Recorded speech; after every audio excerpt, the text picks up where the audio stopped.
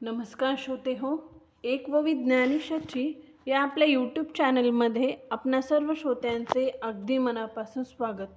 श्रोते हो, आजच्या भागात आपण ज्ञानेश्वरीच्या अध्याय 7 यामधील 100च्या पुढील ओव्या घेणार आहोत. अलंकापुरी पुण्यभूमी पवित्र, तेथे नांदतो ज्ञान राजा सुपात्र.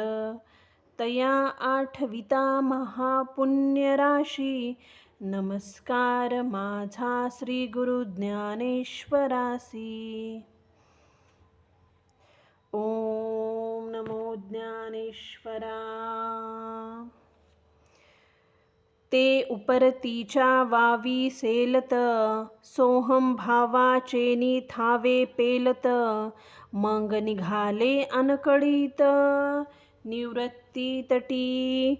येणे उपाये मज भजले, तेही माझी माया तरले. परी ऐसे भक्त विपाईले, बहुवस नाही.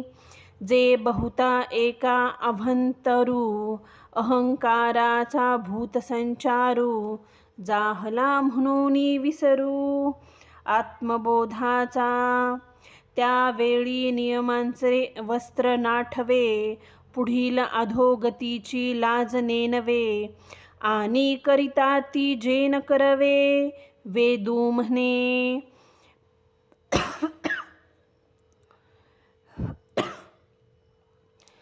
पाहे पा शरीराचिया गावा, जया लागी आले पांडवा.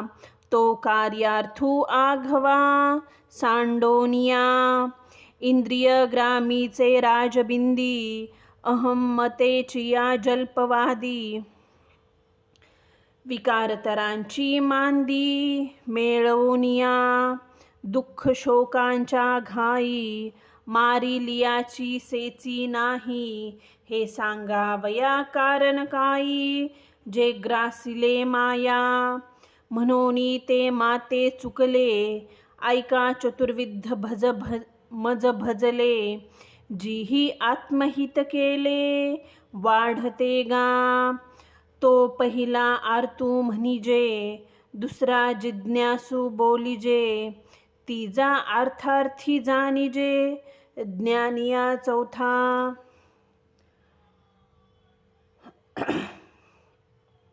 या ओव्यांचे निरूपण करताना, स्पष्टीकरण देताना माऊली महाराज येथे सांगतात, वैराग्य रूपी हातांनी पाणी तोडीत सोहमभावाच्या बलावर तोल सांभाळीत अनायासे ते मुक्तितटावर गेले.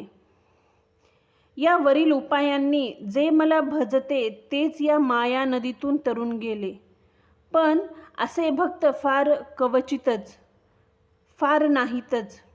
कारण वरील साधकाशिवाय इतरांना अहंकार रूपी भूतांचा संचार झाल्यामुळे त्यांना ज्ञानाचा विसर पडलेला असतो. त्यावेळी त्यांना नियमरूपी वस्त्रांचे भान राहत नाही. पुढील अधोगतीची लाज वाटत नाही. इतकेच नव्हे तर वेदांनी निषेध केलेल्या गोष्टी ते करतात. हे अर्जुना, ज्या कार्यासाठी ते या शरीररूपी गावाला आले, तो कार्यभाग सोडून इंद्रियरूपी गावाच्या रस्त्यावर अनेक विकारांचा समुदाय गोळा करून मी व माझे अशी बडबड करतात. दुःख शोकांचे कितीही घाव बसले तरी त्यांना त्याचे भान नसते. याचे कारण म्हणजे ते मायेने ग्रासलेले असतात. म्हणून ते मला चुकले आहेत. आता ऐक, ज्यांनी माझी भक्ती करून आपले आत्महित वाढवले असे 4 प्रकारचे भक्त ऐक. त्यातील पहिला म्हणजे आर्त, दुसरा म्हणजे जिज्ञासू, तिसरा अर्थार्थी व चौथा ज्ञानी होय. तेथ आर्तू तो आरतीचेनी व्याजे, जिज्ञासू तो जाणावया लागी भजे. तेजेनी तेने इच्छिजे, अर्थसिद्धी. मग चौथियांच्या ठाई काहीच करणे नाही, म्हणून भक्तू एकुपाही. ज्ञानिया जो जे तया ज्ञाने चेनी प्रकाशे, फिटले भेद भेदांचे कडवसे. मग मीची जाहला समरसे, आणि भक्तूही तेवीची. परी अनेकांचिया दीठी नाविक, जसा स्फुटिकूची आभासे उदक. तैसा ज्ञानी नव्हे कौतुक, सांगता तो जैसा वारा का गगनी विरे. मग वारे पण वेगळे नुरे, तेवी भक्त हे पैजी न सरे. जरी ऐक्याला परी पवनु हालवूनी पाहिजे, तरी गगना वेगळा देखिजे. एरवी गगन तो सहजे, असे जैसे तैसे शरीरी हनकर्मे. तो भक्तू ऐसा गमे, परी अंतर प्रतीती धर्मे. मीची जाहला आणि ज्ञानाचेनी उजडलेपण, मी आत्मा ऐसे तो जाणे. म्हणून मीही तैसीची म्हणे, उचंबळला सांता. हागा जीवा पलीकडे लिया खुने, जो पावोनी वावरो जाणे.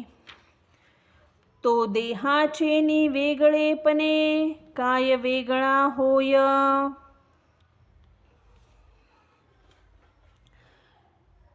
त्यात अर्थ दुःख नाशासाठी, जिज्ञासू मला जाणण्यासाठी, आणि तिसरा अर्थप्राप्तीसाठी माझी भक्ती करतो.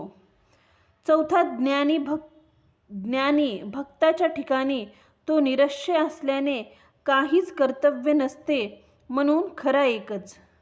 ज्ञानी भक्त आहे असे समज, कारण ज्ञानप्रकाशाने त्याच्या मनातील द्वैतरूपी अंधार नाहीसा होतो. नंतर ब्रह्मक्य भावाने तो मद्रूप होतो, व मद्रूप असूनही तो माझा भक्तच असतो. जसा इतर लोकांच्या दृष्टीला स्फटिक हे पाणीच भासते, तसा ज्ञानी माझ्यातून वेगळा दिसतो, पण तो माझ्याहून वेगळा नाही. त्याचे वर्णन करायला कौतुक वाटते. वारा आकाशात विरून गेला की त्याचे वारे पण वेगळे राहत नाही, तसा अज्ञानी मनुष्य माझ्याशी एकरूप झाला तरी त्याची भक्ती ही प्रतिज्ञा जात नाही. हलवून पाहिला तर वारा आकाशाहून वेगळा दिसतो. एरवी तो संभवता आकाशरूप असतो. अगदी त्याचप्रमाणे ज्ञानी पुरुष जेव्हा भजनादी शारीरिक क्रिया करतो तेव्हा तो भक्त वाटतो, पण मनाच्या अनुभवाने तो मद्रूपच झालेला असतो. ज्ञानाच्या उदयाने तो मला आपला आत्मा समजतो, म्हणून मीही आनंदाने ज्ञानी भक्त माझा आत्मा असे म्हणतो. अर्जुना, जीवात्मा दशेपलीकडील जो परमात्मा स्वरूपाची खूण ती प्राप्त करून तो व्यवहारात वागतो. तो देहदृष्टीने वेगळा दिसला तरी वेगळा होईल काय? म्हणूनी आपुलिल्या हिताचेनी लोभे, मज आवडे तोही भक्तू झोंबे. परी मीची करी वाल्लभे, ऐसा ज्ञानिया एकू. पाहे पा दुभतयाचिया आशा, जगची धेनोसी करीत असे फासा. परी दोरे विन कैसा, वस्सांचा बळी. काजे तनु मनु प्रमाणे, ते आनिक काही चिनेने. देखे तया ते म्हणे, हे माय माझी. ते येणे माने अन्यन्य गती, म्हणून देहनु ही तैसीची प्रीती. या लागी लक्ष्मीपती, बोलिले साचे.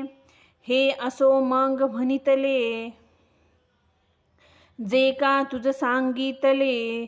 तेही भक्त भले, पढियंती आम्हा परी जानो नियामाते, जे पाहो विसरले मागोते, जैसे सागरा येऊनी सरते, मुरंडावे ठेले, तैसी अंतःकरण कुहारी जन्मली, जयाची प्रतीती गंगा मज मिनली, तो मी हे काय बोली फार करू, एरवी ज्ञानिया जो म्हणिजे, ते तो चैतन्याची केवळ माझे, हे न म्हणावे परी काय कीजे, न बोलणे बोलो, जे तो विषयांची दाट झाडी, माझी काम क्रोधांची साकडी, चुकावोनी आली पाडी, स्वदा आसनेच्या, मग साधू संगे सुभटा,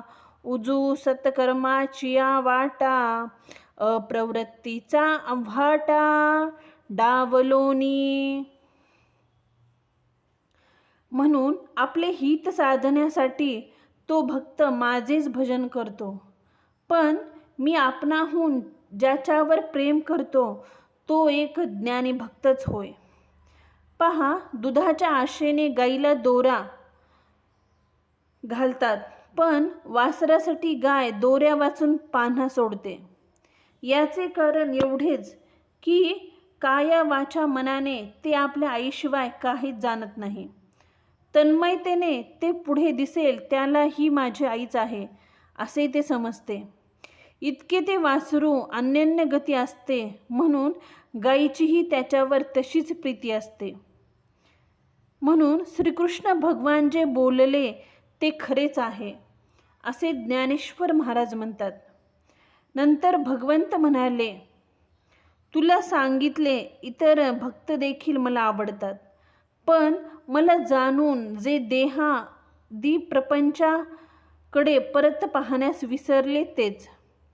जशी समुद्राला मिळालेली नदी मागे फिरत नाही, अगदी त्याचप्रमाणे हृदयाच्या गुहेत उगम पावलेली ज्याची अनुभवरूपी गंगा मला येऊन मिळाली तो मद्रूप झाला, हे काय शब्दाने मी सांगू. वास्तविक ज्ञानी भक्त माझा आत्माच आहे, हे बोलण्याजोगे नाही. तुझ्या प्रेमासाठी व न बोलण्यासारखी ही गोष्ट बोलून गेलो, कारण तो विषयांच्या दाट झाडीतून काम क्रोध यांची संकटे टाळून चांगल्या वासनारूपी डोंगरावर आला. अर्जुना, मग संतांच्या संगतीने विहित कर्माच्या मार्गाने निषिद्ध आचरणाचा आडमार्ग टाकून. श्रोते हो, इथे आपल्या ज्ञानेश्वरीच्या अध्याय 7 यामधील 128 ओव्या पूर्ण झालेल्या आहेत. झालेली सेवा मी सद्गुरू ज्ञानेश्वर माऊली यांच्या चरणी समर्पित करते. व्हिडिओ आवडला